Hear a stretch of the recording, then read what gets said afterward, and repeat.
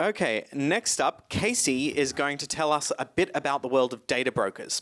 So laws like GDPR allow individuals to request their data from companies that are processing them, but do data brokers fulfill these requests when you ask the data brokers to give you your personal information back? So our next paper is going to take a look at people search websites, which are a subcategory of data brokers. And this is going to be presented by Casey Take.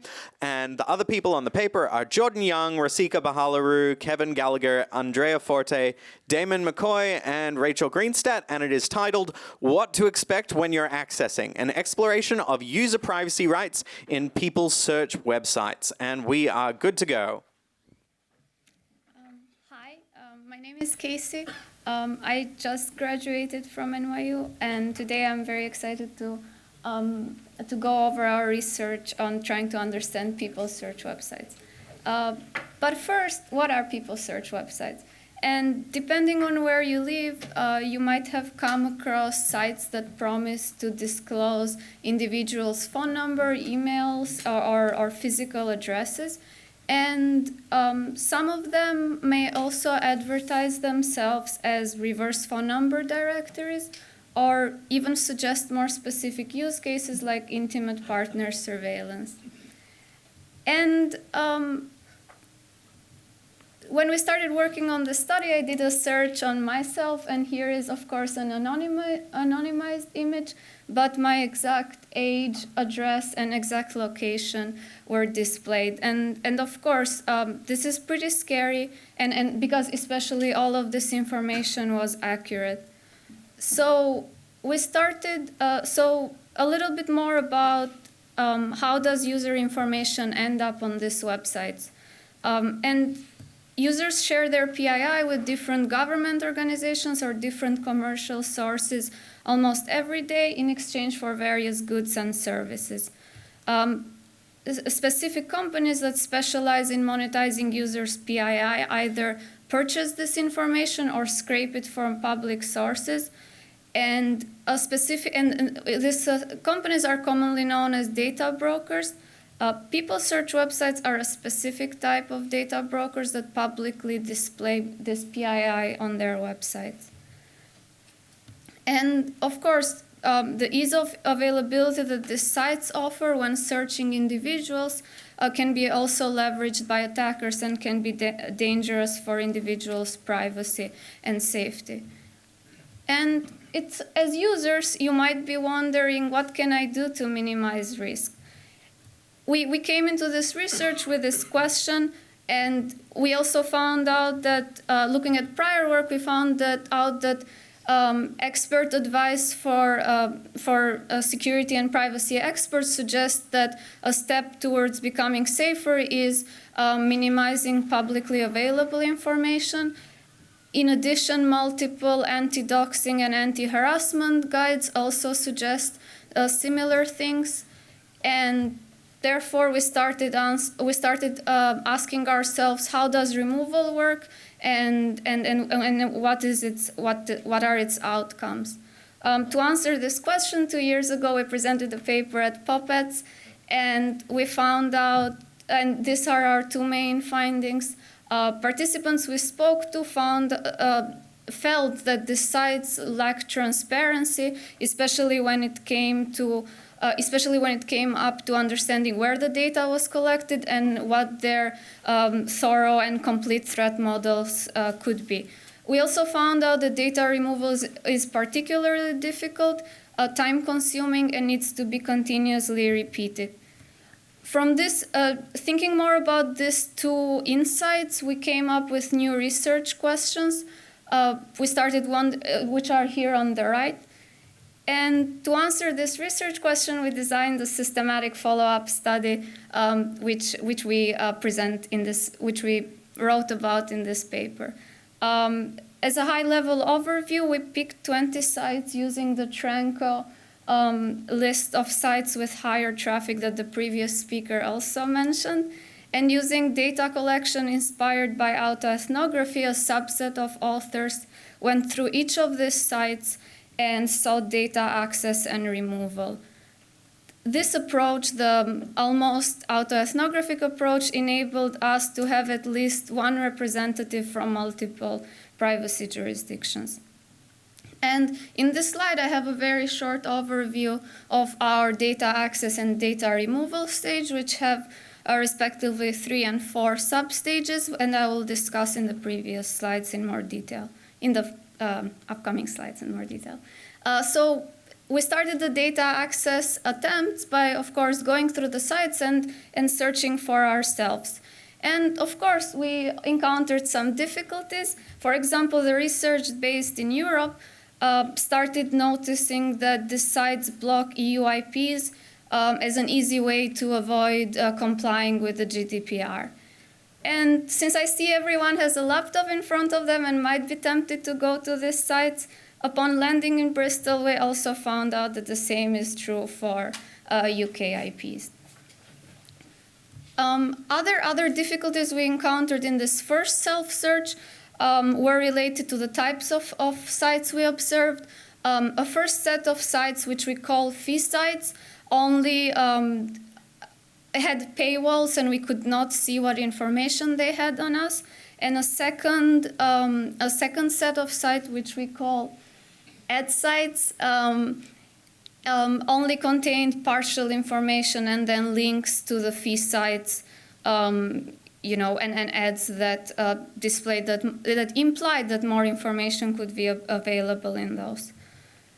And given that this first self-search was partly unsuccessful, we proceeded to sending data access requests using the GDPR right of access and equivalent CCPA rights based on the location of the researchers.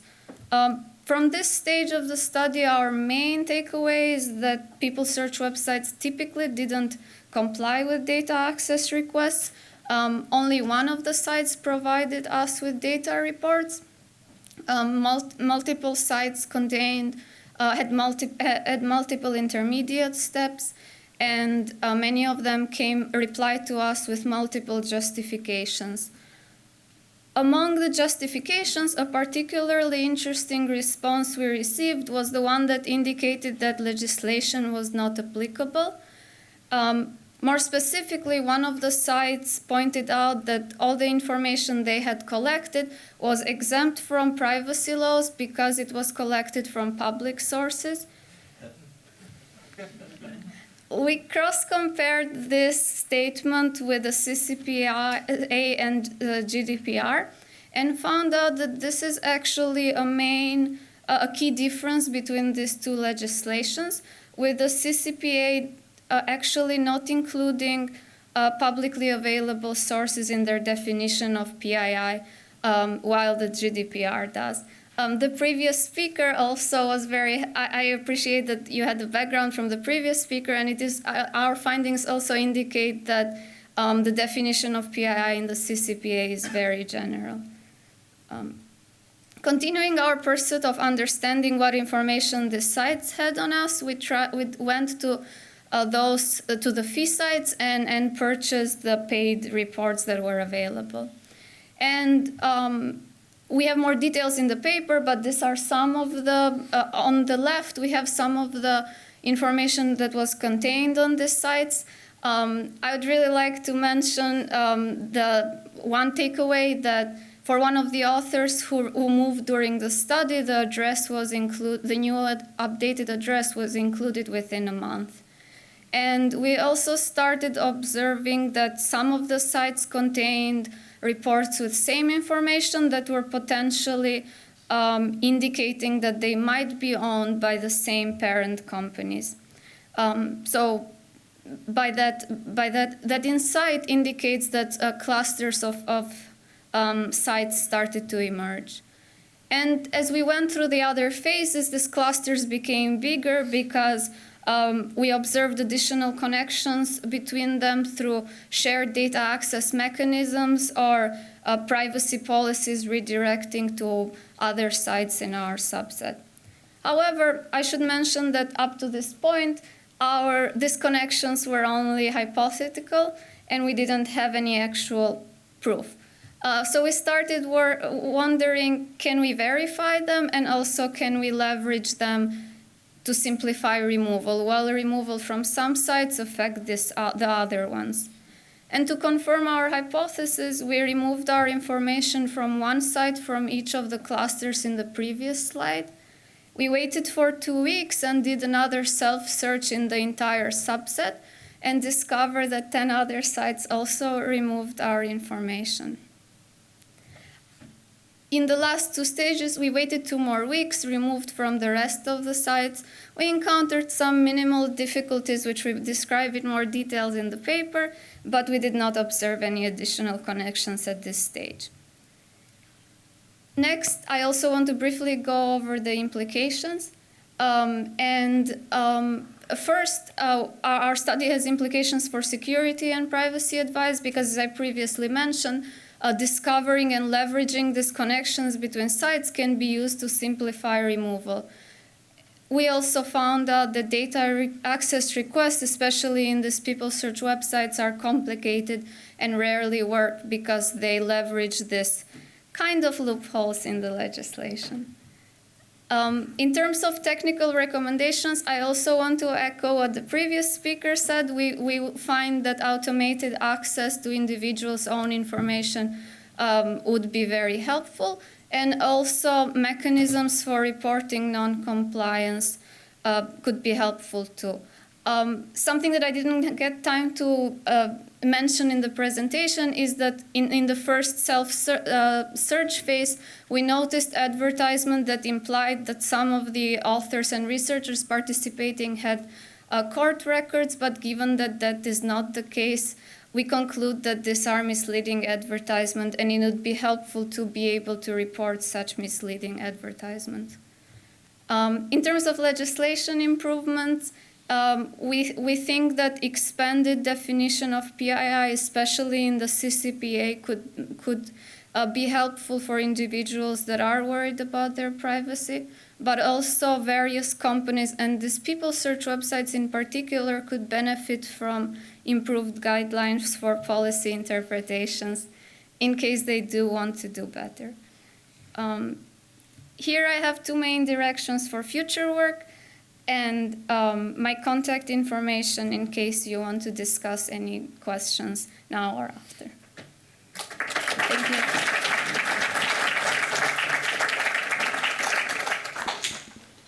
Or anyone else? I've been doing a lot from close people. Okay. Great talk. So have you considered looking into this information removal webs, companies like Delete Me? I'm hearing a lot of ads from them.